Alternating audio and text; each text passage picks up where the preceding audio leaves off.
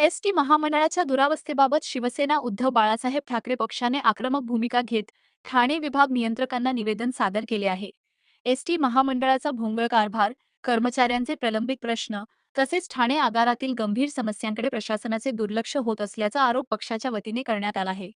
माजी खासदार राजन विचारे आणि ठाणे जिल्हाप्रमुख केदार दिघे यांच्या नेतृत्वाखाली देण्यात आलेल्या निवेदनात बससेवेची दुरवस्था, प्रवाशांच्या सुरक्षेचा प्रश्न, कर्मचाऱ्यांचे वेतन आणि आगारातील अपुऱ्या सुविधांवर तीव्र नाराजी व्यक्त करण्यात आली आहे.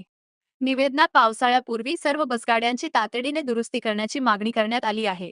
तिकीट दरवाढीमुळे सर्वसामान्यांवर अन्याय होत असल्याचा आरोप करत केंद्र सरकारने डिझेल खर्चावर अनुदान द्यावे, तसेच कर्मचाऱ्यांचे थकीत वेतन, महागाई भत्ते आणि वैद्यकीय भत्ते तातडीने द्यावेत अशी मागणी करण्यात आली आहे. प्रवाशांच्या सुरक्षेसाठी बस स्थानकांवर सीसीटीव्ही यंत्रणा बसविणे, ग्रामीण व शहरी भागात नवीन ई-बस आणि सीएनजी बस सेवा वाढविण्याची मागणीही करण्यात आली आहे. ठाणे आगारातील समस्यांवर प्रकाश टाकताना निवेदनात म्हटले आहे की आगार परिसरात महिलांसाठी स्वच्छ शौचालयांची कमतरता आहे, हॉकर्सचा त्रास वाढला आहे, वेंडिंग मशीन बंद अवस्थेत आहेत आणि रात्रीच्या वेळी गुन्हेगारी प्रकार वाढत आहेत. तसेच वंदना एसटी स्टँडच्या रखडलेल्या विकास कामांवरही प्रश्नचिन्ह उपस्थित करण्यात आले आहे.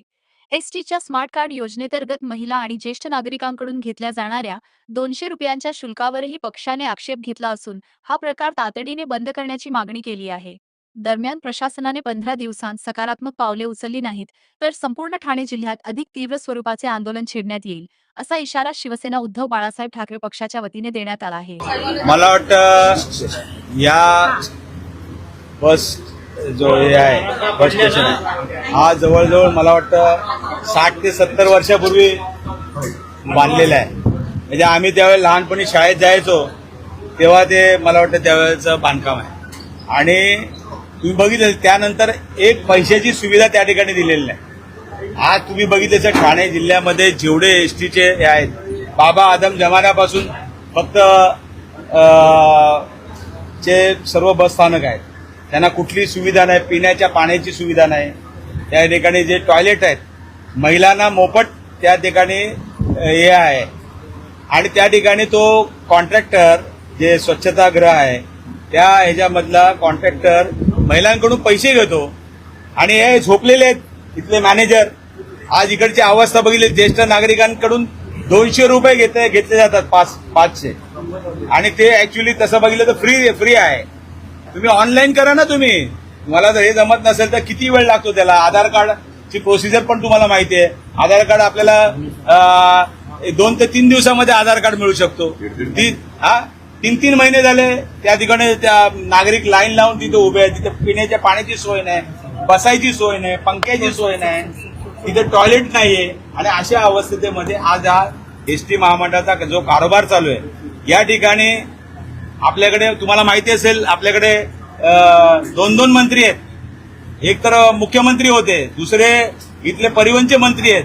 त्यांना टेस्ला गाडी पोरा बिराला घ्यायला त्यांना हे आहे, टेस्ला गाडीसाठी आहे, पण एसटी महामंडळासाठी ज्या काही सुविधा द्यायसाठी त्यांना तेवढा वेळ नाहीये कारण ते मोठ्या ह्याच्यामध्ये कामामध्ये व्यस्त आहेत.